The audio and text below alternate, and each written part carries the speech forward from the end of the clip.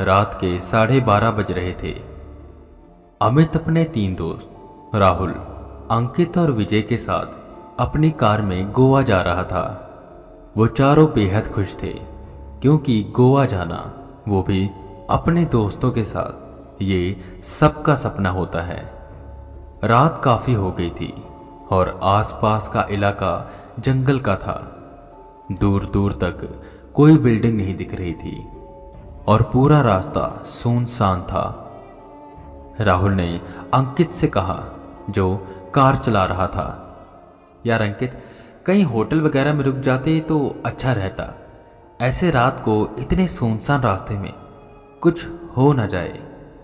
जिसे सुनकर उसके तीनों दोस्त हंसते हैं और कहते हैं, क्या राहुल, इतना बड़ा हो गया और अभी भी भूतों से डरता है? भूत से नहीं यार, चोर उचक्कों से। ये किसी के सगे नहीं होते, चंद पैसों के लिए किसी की भी जान ले लेते हैं।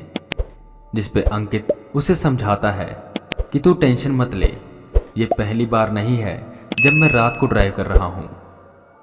फिर वो चारों इधर उधर की बातें करने लगते हैं। थोड़ी दूर जाते ही अंकित ब्रेक मारता है।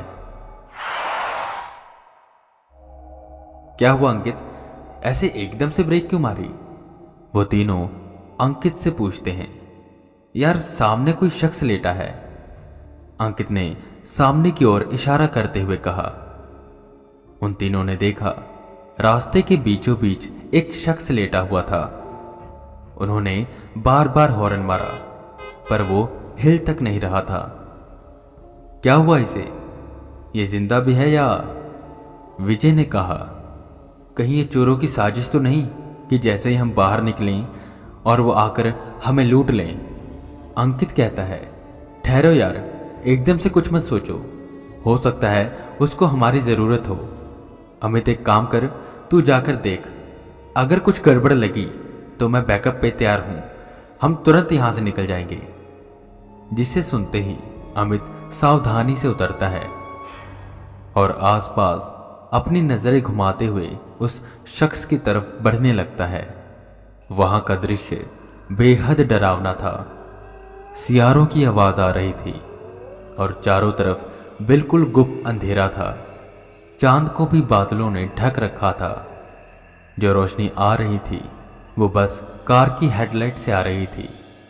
हिम्मत करके अमित उस शख्स के पास पहुंचा और उसे जगाने की कोशिश करने लगा, पर कोई हलचल नहीं हुई। अमित ने उस शख्स की नब्ज चेक करी, जिससे पता लगा कि वो आदमी मर चुका है। वो एकदम से घबराया और अपने दोस्तों को बुलाने लगा।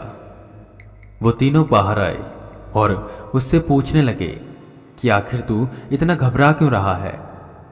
अमित उनकी तरफ बढ़ते हुए बोला, यार ये तो मर चुका है, अब हम क्या करें? पर अमित ने गौर किया कि वो तीनों बड़ी हैरानी से उसके पीछे देख रहे हैं। अमित पीछे की ओर मुड़ा और जो उसने देखा उससे वो बेहद डर गया।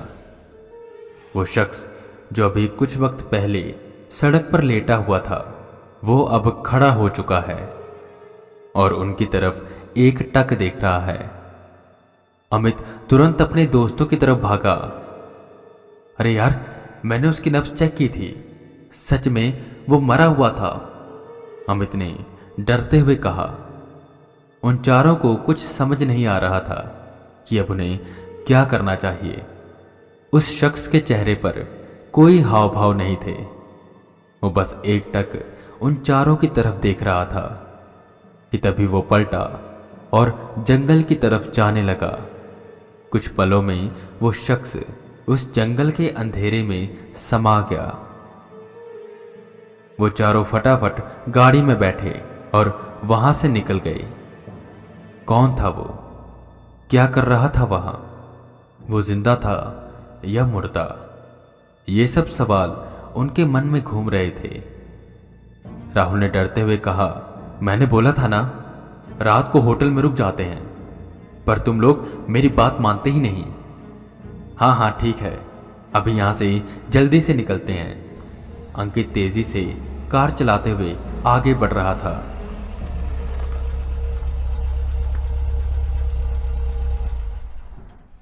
कि एक बोर्ड के पास जाकर उनकी कार अचानक से रुक गई। कार क्यों रोक दी? उन तीनों ने पूछा, जिस पर अंकित बोला, मैंने नहीं रोकी, अपने आप रुक गई। अंकित ने कार स्टार्ट करने की पूरी कोशिश की, पर वो कार स्टार्ट नहीं हो रही थी। अब क्या करें? राहुल ने डरते हुए बोला, जिस पे अंकित ने जवाब दिया, करना क्या है, धक्का मारो। अमित, राहुल और विजय डरते हुए नीचे उतरे और आसपास देखने लगे कि कहीं वो शख्स उनके पीछे तो नहीं आ रहा। इसी बीच उनका ध्यान उस बोर्ड पर गया। उस बोर्ड की भाषा उन्हें समझ नहीं आ रही थी, कोई अलग भाषा में लिखा था। बस नीचे बने सिंबल से ये पता लग रहा था कि आगे एक हॉस्पिटल है। हॉस्पिटल? वो भी इस जंगल में? अमित हैरान होते हुए बोला, अबे गौर से देख, बोर्ड बहुत पुराना है, पहले होगा, अब नहीं है, चल धक्का मार, विजय ने कहा। वो तीनों धक्का मारते हैं और कार स्टार्ट हो जाती है। चल अब फटाफट ये जंगल पार करते हैं। कार के स्टार्ट होते ही चारों ने चैन की सांस ली और वो आगे बढ़ने लगे। विजय ने वक्त देखा, पूरे 1 बज रहे थे। उन्हें काफी वक्त हो गया, पर जंगल खत्म नहीं हो रहा था। इसी बीच अमित ने एक चीज पर गौर किया कि वो बोर्ड उन्हें बार बार दिखाई दे रहा था और जगह भी सेम लग रही है। वो एक बार उस बोर्ड को फिर से गुजरते हुए देखता है। कुछ वक्त के बाद फिर उन्हें वो बोर्ड दिखाई देता है। अमित ने कहा, लगता है हम किसी लूप होल में फंस चुके हैं, बार बार एक ही जगह में घूम रहे हैं। वो चारों डर गए और सोचने लगे कि कैसे निकले इससे बाहर।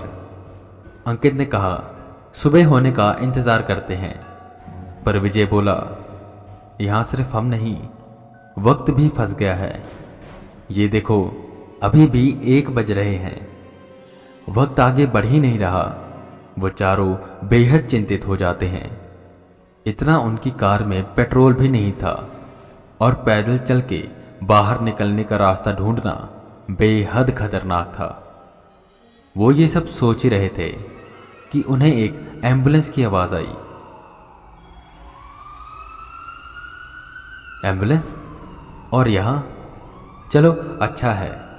उनके मन में एक उम्मीद जागी। उन्होंने पीछे देखा, एक एम्बुलेंस तेजी से उनकी तरफ बढ़ रही थी। जैसे ही एम्बुलेंस उनके करीब पहुंची, उन्होंने ये गौर किया कि वो एम्बुलेंस बहुत पुरानी है।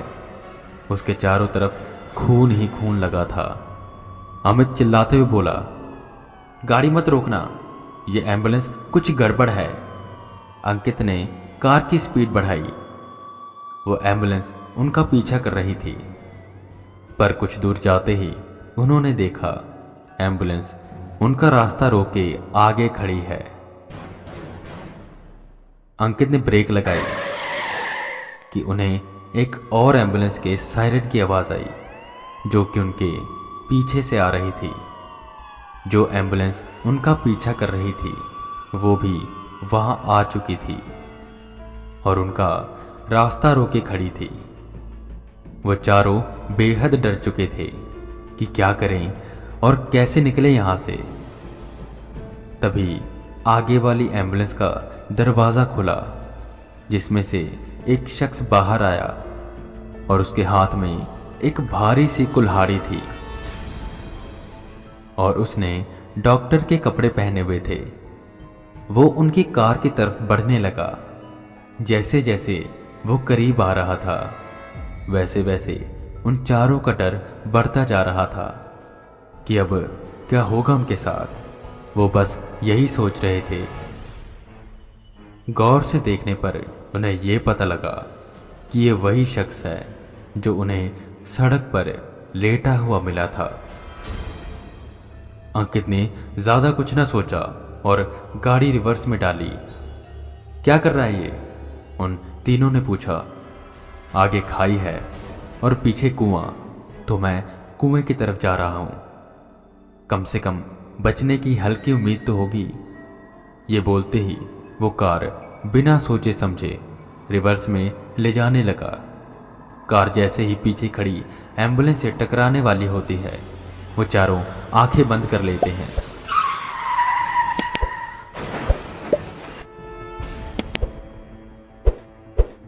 कुछ वक्त के बाद उन चारों की आंख खुली।